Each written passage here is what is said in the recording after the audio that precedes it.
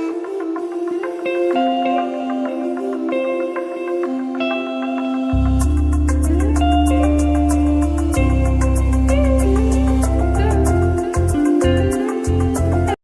students, welcome in Bright Coaching Classes. Myself Deepak Kumar Sharma. Today I will discuss chapter number 3 current electricity 5 marks. हम आज discuss करेंगे 5 marks के questions का। इससे पहली वाली जो वीडियोस में उसमें मैंने आपको 5 मार्क्स के क्वेश्चंस का पहले एक क्वेश्चन बता चुका हूं, जिसमें मैंने ये बताया था कि किस टाइप से क्वेश्चंस आते हैं और बोर्ड में हम क्यों परेशान हो जाते हैं। तो हमारे जो सिंपल पार्ट में भी मैंने सिंपल फॉर्म में भी वो क्वेश्चन लिखा है, और उसके बाद जो बोर्ड में जिस तरीके से वो क्वेश्चन आए हैं उन्हीं को मैंने बोर्ड के अकॉर्डिंग भी लिखा हुआ है। तो वो क्वेश्चंस आपके जो हैं मैंने जो स्टडी मटेरियल है उसमें डाल दिए हैं, आप वहां से उन क्वेश्चंस को देख लेंगे। मैं यहाँ पर बस फर्स्ट क्वेश्चन का फर्स्ट पार्ट लिख रहा हूँ जो सिंपल फॉर्म में आता है, और उसी को आप स्लाइड के माध्यम से जो है डिफरेंट फॉर्म में देख पाएंगे जो एग्जाम में आए हुए हैं। तो यहां पर मैं डिस्कस करने जा रहा हूं दूसरा नंबर का question number 2, stable a relation between electric current and drift velocity. यानी हमें यहां पर फाइंड करना है इलेक्ट्रिक करंट और ड्रिफ्ट वेलोसिटी का रिलेशन, यानी आई और वीडी का। तो इससे पहले वाले जो क्वेश्चन था उसमें मैंने ऑलरेडी बता दिया था कि ड्रिफ्ट वेलोसिटी और रिलैक्सेशन टाइम क्या है उसके बारे में, और हमें आगे को बढ़ना है। तो ड्रिफ्ट वेलोसिटी और रिलैक्सेशन टाइम के बारे में मैं आपको अब बताने जा रहा हूं। चलिए स्टार्ट करते हैं। सबसे पहले हम बात करते हैं उसी कंडक्टर की जो मैंने आपको इससे पहले वाले डायग्राम में बनाया था। Suppose this is a conductor,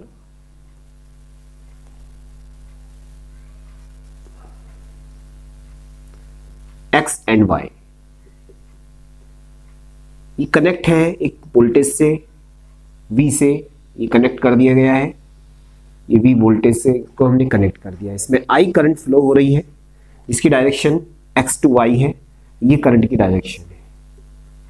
अब मैंने आपको बताया था कि इसमें एक इलेक्ट्रॉन्स मूवमेंट करते हैं जिनकी डायरेक्शन करंट की डायरेक्शन के जस्ट अपोजिट होती है। यहां पर ये इलेक्ट्रॉन मूवमेंट कर रहे हैं जिनकी वेलोसिटी है v d. V d it means drift velocity, और drift velocity it means the average velocity of the electrons. तो यहां पे ये चीज हमने इससे पहले वाले टॉपिक में पढ़ लिया है। तो VD is the drift velocity. हमें रिलेशन निकालना है आई और वीडी का, यानी इलेक्ट्रिक करंट और वीडी में क्या रिलेशन होता है, तो ये हमें यहां पर फाइंड करना है। ठीक है, तो अब हम यहां स्टार्ट करते हैं। सबसे पहले वी नो दैट, सबसे पहले मैंने आपको एक चीज और बता रखी है कि जब भी आप कोई डायग्राम बनाते हैं तो उस डायग्राम का डिस्क्रिप्शन जरूर बना दें, क्योंकि डिस्क्रिप्शन से क्या होता है कि डिस्क्रिप्शन से उस डायग्राम के बारे में पूरी जानकारी हमें एग्जामिनर को बतानी होती है।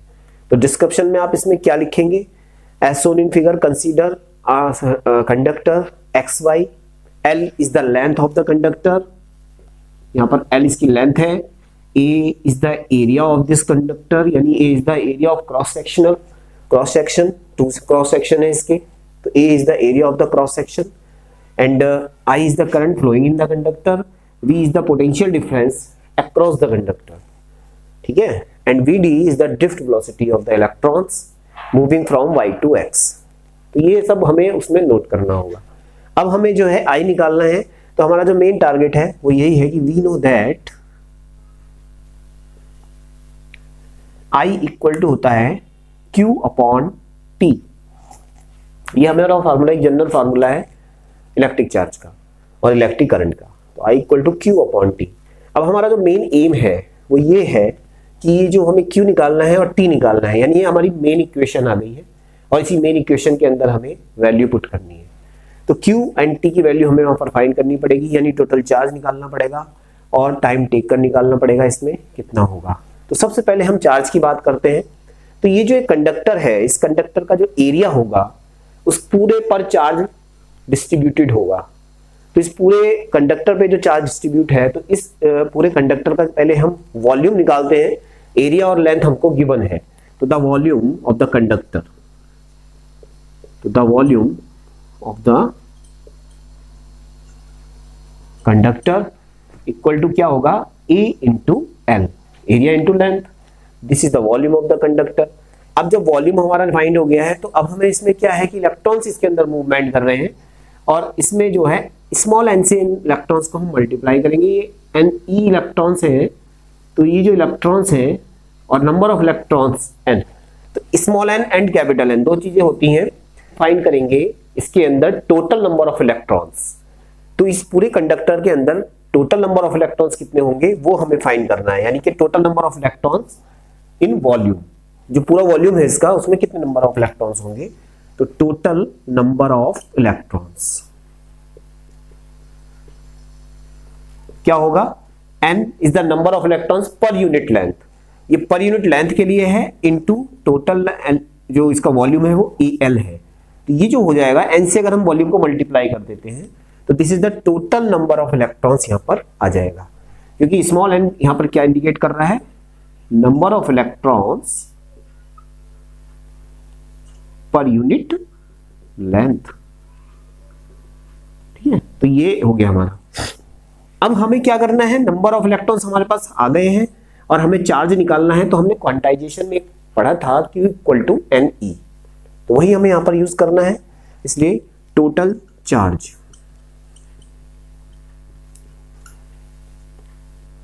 इन ए कंडक्टर, तो कंडक्टर में जो टोटल चार्ज होगा Q इक्वल टू NE होता है। यहां पर N जो है वो पूरा ये नंबर ऑफ इलेक्ट्रॉन्स को शो कर रहा है, तो इसकी जगह हम N इंटू AL लिखेंगे, ये इंटू E, तो यहां हो जाएगा NEAL, this is the Q। तो हमारे पास Q आ चुका है NEAL, ये हमारा फर्स्ट स्टेप कंप्लीट हो गया according to this formula. Q निकाल लिया है हमने, यानी कि इतना चार्ज इसके अंदर फ्लो हो रहा है, जिसमें AL उसका वॉल्यूम है, N number of electrons per unit length है और E एक इलेक्ट्रॉन का चार्ज है, उसको हमने मल्टीप्लाई कर दिया है, तो टोटल चार्ज हमारे पास आ गया है। अब हमें टाइम टेकन निकालना है, time taken of the electron from x to y, sorry y to x, क्योंकि y से x की ओर जा रहा है इलेक्ट्रॉन, तो इसको यहां से यहां तक आने में कितना टाइम टेकन लग रहा है वो हमें बताना है, t बताना है। तो time taken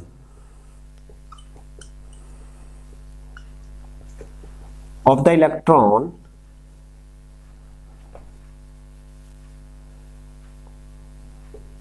from y to x, तो यह t की जो फार्मूला होता है आपको मालूम होगा, टाइम क्या होता है जो अभी हम पढ़ते हुए आ रहे हैं पीछे, टाइम इक्वल टू क्या होता है, speed equal to distance upon time and time equal to distance upon speed, तो डिस्टेंस अपॉन स्पीड।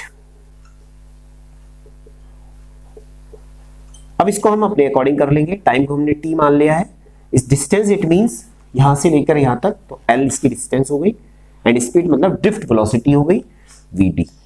तो ये हमारे पास टाइम भी आ गया, टाइम भी मिल गया हमारे पास, चार्ज भी हमको मिल चुका है, Q और T हमें मिल गया है। हमें I फाइंड करना है, करंट फाइंड करना है, then electric current.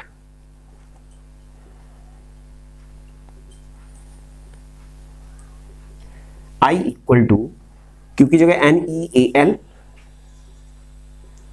Upon L upon VD, ये VD ऊपर चला जाएगा, NEL upon L into VD, L से L कैंसिल हो जाएगा, I इक्वल टू हो जाएगा NEAVD। तो this is the relation between electric current and drift velocity. तो ये हमारा रिलेशन आ गया है इलेक्ट्रिक करंट और ड्रिफ्ट वेलोसिटी का।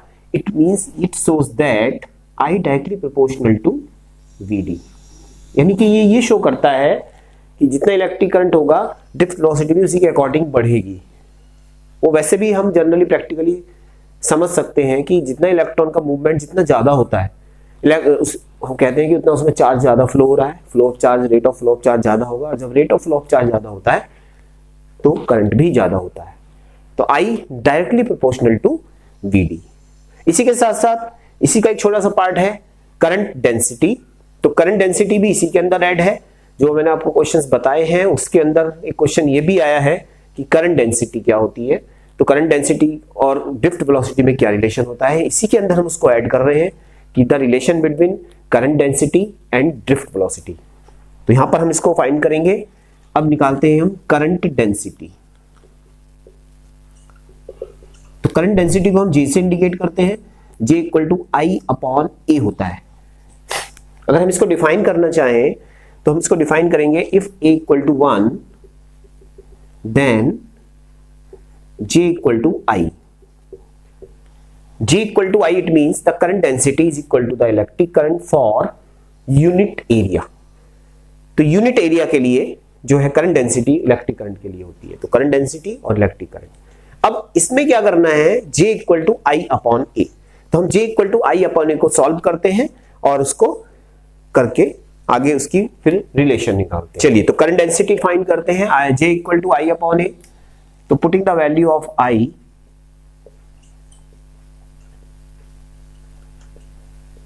आई की वैल्यू को हम पुट करेंगे। आई इक्वल टू क्या हो रखा था हमने, n E A we D. तो J equal to N E A we d upon A, A से कैंसिल हो जाएगा, तो J equal to N e v D.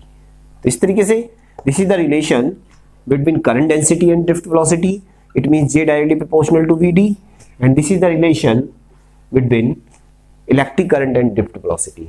तो यहाँ दोनों रिलेशन हमारे पास आ गए हैं। बस करंट डेंसिटी और इलेक्ट्रिक करंट दोनों में ये इतना डिफरेंस है कि करंट डेंसिटी में एरिया 1 हो जाता है, इसलिए एरिया को यहाँ पर हमने गायब कर दिया है, इक्वल टू 1 कर सकते हैं, और यहाँ पर एरिया वर्क करता है। तो करंट डेंसिटी एरिया पर डिपेंड नहीं करती है, बट करंट जो है वो एरिया पर डिपेंड करती है। तो ये है हमारा सेकंड क्वेश्चन ड्रिफ्ट वेलोसिटी से related. Now I will start question number 3, Ohm's law, deduce Ohm's law using the concept of drift velocity. तो ड्रिफ्ट वेलोसिटी का कॉन्सेप्ट जो हमने अभी फार्मूले 2 यूज किए हैं उनको यूज करते हुए ओम्स लॉ हमें ड्राइव करना है, आर का फार्मूला निकालना है। तो कॉन्सेप्ट ऑफ ड्रिफ्ट वेलोसिटी हमारे पास 2 थे, पहला क्वेश्चन नंबर 1 और दूसरा क्वेश्चन नंबर 2।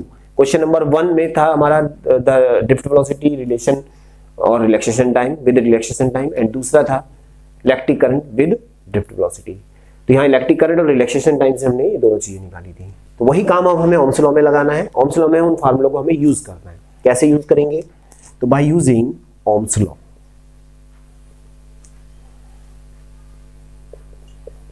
ओम्स लॉ में हम फार्मूला पढ़ते हैं R equal to V upon I, यानी the resistance is the ratio of the electric potential and electric current.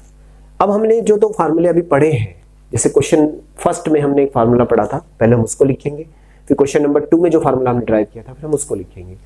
तो फर्स्ट जो था हमारे पास वो था, वी नो दैट, जो फर्स्ट था हमारा, तो this is the relation between drift velocity and relaxation time. तो ड्रिफ्ट वेलोसिटी हमारे पास Vd थी और E टाउ अपॉन m, ये हमारा फार्मूला था।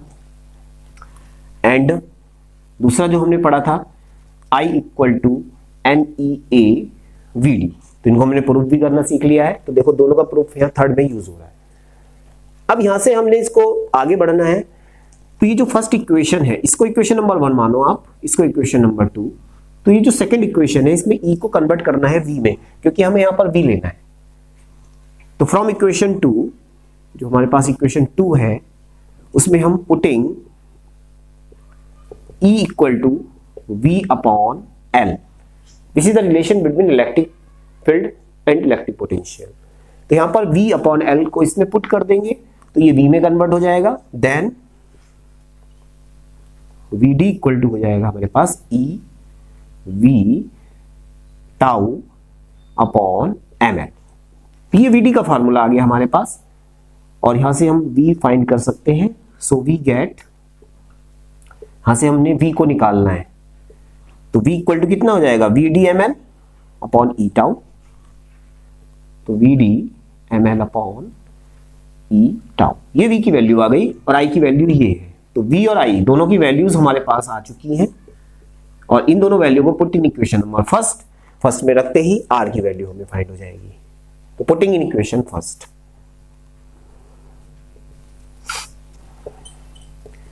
यहां पर फर्स्ट में रख देते हैं। तो R इक्वल टू हो जाएगा V अपॉन I, और V की जगह पर आप रखोगे Vd ml upon E tau, और I की जगह पर रखोगे आप NEA Vd।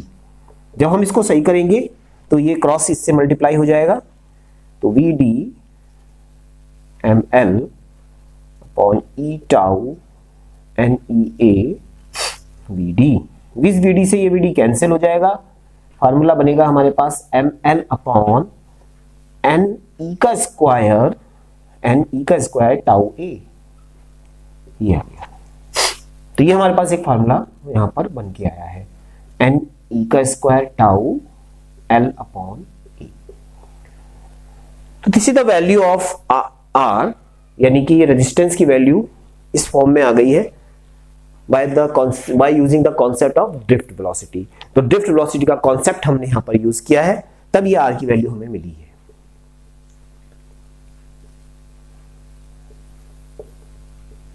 ठीक है, ये R हमें यहां पे इस तरीके से मिल गया है। तो अब हम यहां पर फाइंड करेंगे रेजिस्टिविटी यानी specific resistance of the conductor. तो उसके लिए हमें क्या करना पड़ेगा, वही फार्मूला यूज करना पड़ेगा जो फार्मूला हमने ओम्स लॉ में यूज किया था रेजिस्टिविटी के लिए। तो स्पेसिफिक रेजिस्टेंस या resistivity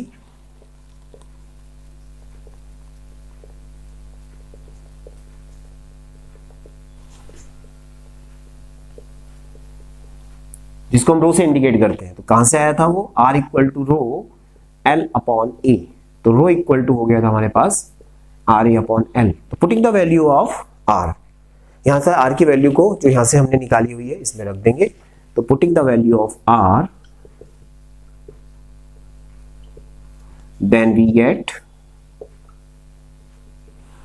rho equal to ml upon NE का स्क्वायर टाउ A। ये R की वैल्यू है into A upon L। A से A, L से L कैंसिल हो जाएगा, तो M अपॉन NE का स्क्वायर टाउ। तो यहां पर जो रो आया है हमारे पास वो आ गया ये। तो इस तरीके से ये रो की वैल्यू आ गई, ये रेजिस्टेंस की वैल्यू आ गई और ये रो की वैल्यू आ गई। तो this is the equation number 3 and this is the equation number 4। तो यही हमने वहां पर किया था ओम्स लॉ में भी, हमने रेजिस्टेंस फाइंड किया था और स्पेसिफिक रेजिस्टेंस और रेजिस्टिविटी फाइंड किया था। यहां पर भी हमने वही चीज फाइंड की हुई है। तो रेजिस्टेंस और रेजिस्टिविटी दोनों ही हमने फाइंड कर ली है by the using of concept of drift velocity. तो इसी क्वेश्चन के अंदर एक क्वेश्चन और भी आया हुआ है कि कॉन्सटेंटम एंड मैग्नीनम, ये जो मेटल्स हैं हमारी, ये मेटल्स एक रेजिस्टर के लिए क्यों यूज की जाती है। तो इसका मेन आंसर ये है कि कॉन्स्टेंट एंड मैग्नीन, ये जो दोनों मेटल्स हैं, इनकी रेजिस्टिविटी टेम्परेचर के चेंज होने पर भी कांस्टेंट रहती है। तो वेरी लो रेजिस्टिविटी है, टेम्परेचर के चेंज होने पर कांस्टेंट रहती है, इसलिए इसको रेजिस्टेंस के फॉर्म में हम रेजिस्टेंस के लिए यूज करते हैं। क्योंकि जब भी हम किसी सर्किट में रेजिस्टेंस यूज करते हैं तो टेम्परेचर का इंक्रीज और डिक्रीज होना लाजमी है, वहां पर होता रहता है। तो उसको खत्म करने के, उसको कांस्टेंट रखने के लिए हमने कॉन्सटेंटम और मैग्नीन का यूज करते हैं। तो ये इसका आंसर है कि because it's low resistivity and does not depend on temperature. तो टेम्परेचर से ये क्या होता है, इस पर इफेक्ट नहीं पड़ता है, इसी कारण हम इनको यूज करते हैं। तो ये इसका आंसर है। Now I will discuss question number 5, drive condition of balance of a Wheatstone bridge. तो ये जो क्वेश्चन है ये सिंपल फॉर्म में हमने यहाँ लिखा हुआ है, बट इसको जैसे भी कोई पेपर सुनाए हैं वो आपके सामने स्लाइड में है। तो इसको हमें ड्राइव करना है, यानी कि हमें व्हीटस्टोन ब्रिज को ड्राइव करना है और उसको हमें बताना है। तो उसके लिए हम स्टार्ट करते हैं।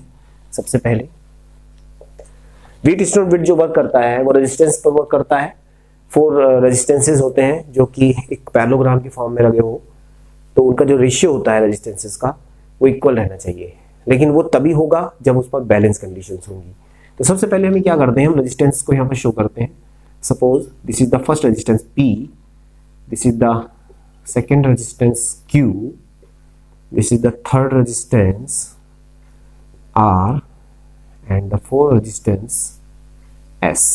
सपोज ये 4 रेजिस्टेंसेस हमारे इस तरीके से लगे हैं और ये कनेक्ट है एक बैटरी से, यहाँ पर सोर्स से इसको हमने कनेक्ट कर दिया है किसी V वोल्टेज के सोर्स से।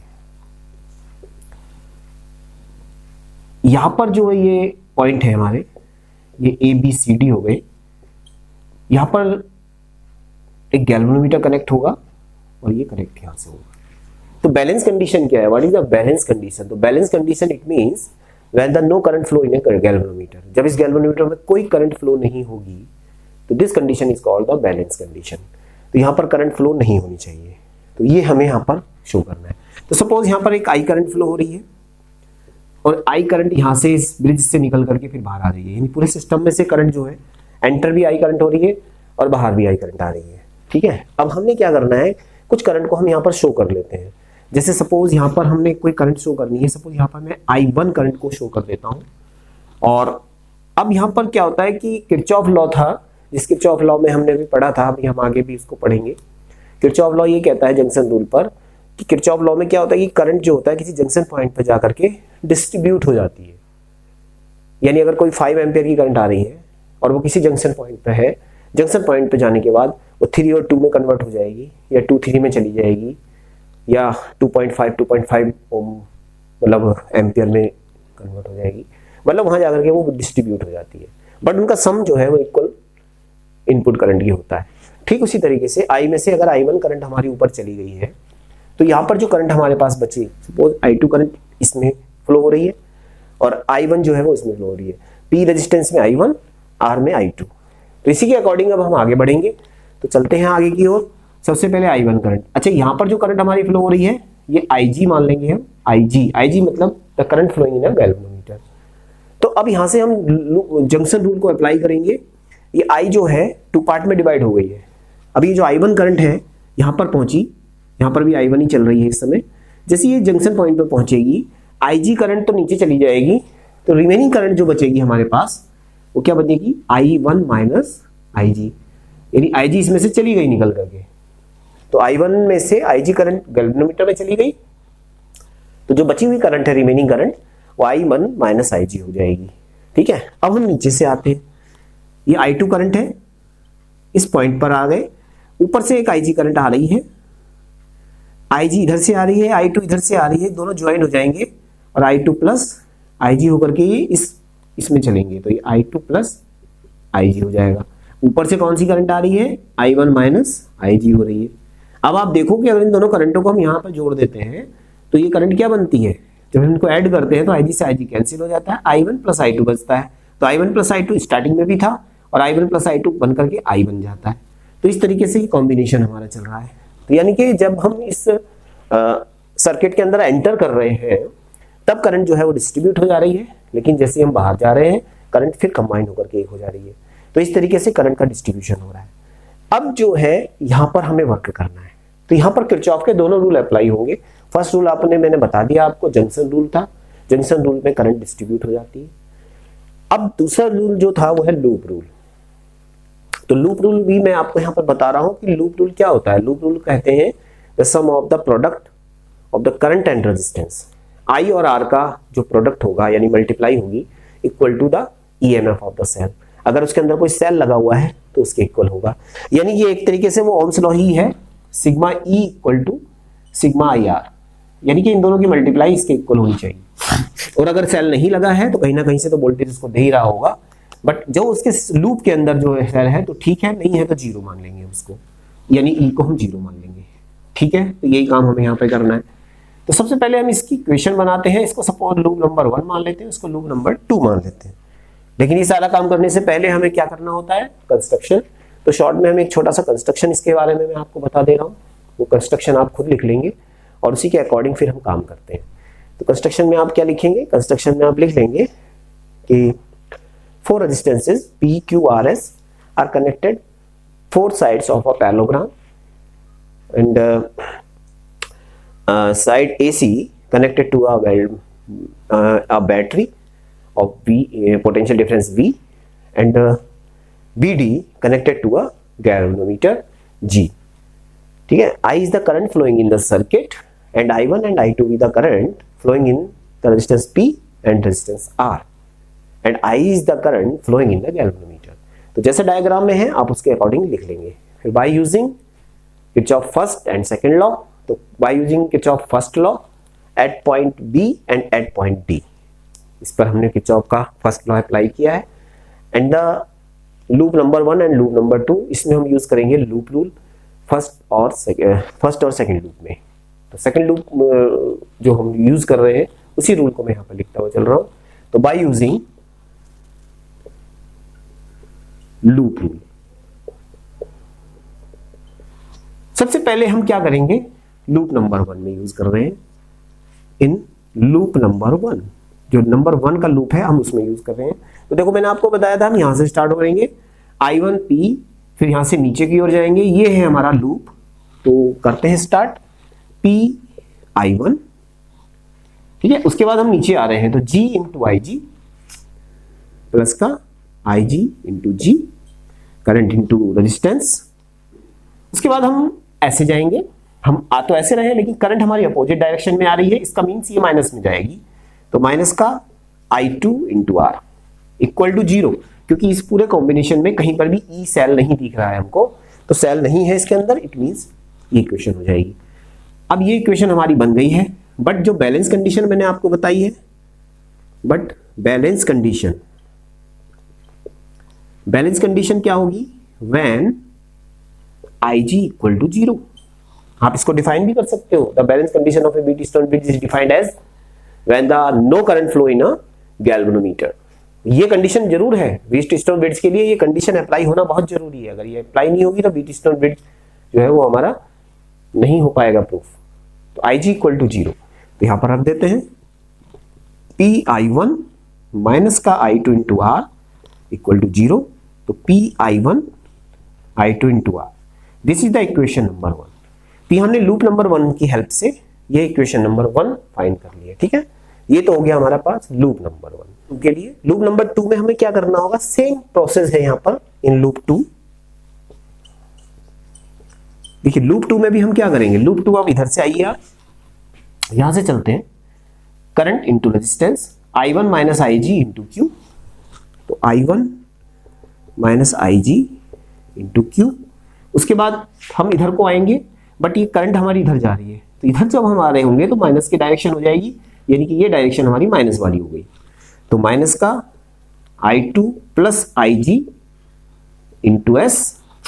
उसके बाद हम ऊपर को जाएंगे, देखो हम ऐसे चल रहे हैं, तो ये गए, अब ये गए, लेकिन यहां पे भी माइनस का काम हो रहा है, तो माइनस का IG into G equal to 0। तो समझ गए आप कि माइनस कहां पर लगेगा, माइनस लगेगा जब हम आ तो इधर से रहे हैं लेकिन करंट हमारे अपोजिट डायरेक्शन में है। तो अगर हमारी करंट अपोजिट डायरेक्शन में है तो माइनस लग जाएगा, और अगर सेम डायरेक्शन में हम करंट की डायरेक्शन नहीं चल रहे हैं तो प्लस लग जाएगा, जैसे पानी की तरह होता है। पानी की सेम डायरेक्शन में चल रहे हैं तो हम प्लस मानते हैं, अपोजिट डायरेक्शन में चल रहे हैं तो माइनस हो जाता है, ठीक है, इक्वल टू 0। अब यहां पर भी फॉर बैलेंस कंडीशन, तो जब बैलेंस कंडीशन का यूज करेंगे तो IG इक्वल टू 0 कर देंगे, देन वी गेट, देखिए यहां पर IG को 0 करेंगे तो यहां पर बचेगा I1 इंटू Q, यहां पर IG को 0 करेंगे तो माइनस का I2 इंटू S, यहां IG पूरा 0 हो जाएगा, तो यहां पर हो जाएगा I1 into Q equal to I2 into S। ये इक्वेशन नंबर 2 हो गई हमारे पास, फर्स्ट और सेकंड इक्वेशन। अब दोनों इक्वेशन को डिवाइड कर दीजिए, तो फर्स्ट डिवाइडेड बाय सेकंड, दोनों को डिवाइड कर लेते हैं, तो PI1 एंड QI1, यहां पर भी कर लो I2 into R, I2 into S, I1 से I1, I2 से I2, P upon Q equal to R upon S। तो this is the relation of the Wheatstone bridge. तो ये रिलेशन है, यह रिलेशन क्या शो करता है, the ratio of the two resistances यानी P और Q इज equal to the ratio of other two resistances when the current in galvanometer will be 0, यानी in balance condition P upon Q equal to R upon S। तो statement क्या होगा इसका, यही statement होगा कि in balance condition the ratio of two resistances equal to the ratio of other two resistances. This is the Wheatstone bridge, principle of Wheatstone bridge. तो balance condition का होना बहुत जरूरी है। आपने देखा यहां पर कि अगर हम IG को 0 नहीं करते हैं तो हमारी इक्वेशन सॉल्व नहीं हो पाती, तो हमने IG को 0 करना पड़ेगा, तो वही व्हीटस्टोन ब्रिज है। और यही जो प्रिंसिपल है, यही प्रिंसिपल आगे चल करके जो हमारे दो न्यूमेरिकल्स आ रहे हैं जिसमें मीटर ब्रिज और पोटेंशियोमीटर है, तो मीटर ब्रिज का जो है यही प्रिंसिपल है व्हीटस्टोन ब्रिज। तो वहां पर हम इसी को मीटर ब्रिज की फॉर्म में एक एपरेटस बना दिया गया है, और उसमें हमने उसकी रेजिस्टेंस, मतलब हमारी 3 रेजिस्टेंस गिवन है, तो किसी एक वायर की रेजिस्टेंस हमें उससे वहां पर फाइंड करनी होती है, और जब रेजिस्टेंस फाइंड कर लेते हैं तो स्पेसिफिक रेजिस्टेंस भी आ जाता है। तो इस तरीके से ये हमारा व्हीटस्टोन ब्रिज का हो गया। तो क्वेश्चन बिल्कुल सिंपल था जो मैंने सिंपल फॉर्म में यहाँ पे लिखा, बट एग्जाम में ये किस किस तरीके से आता है वो सारे मैंने आपको ऑलरेडी PDF में बना के दे रखे हैं, और मैंने यहाँ पर भी स्लाइड्स में बता रखे हैं। तो इस चीज को आप जरा ध्यान से देखें क्वेश्चन को पूरी तरह से डेरिवेशन अच्छे से ध्यान दें और साथ ही क्वेश्चन की फॉर्म को भी, जो बोर्ड की फॉर्म में आते हैं उनको भी जरा अच्छे से पढ़ ले, समझ ले, ताकि वहां जाकर के कंफ्यूजन ना हो।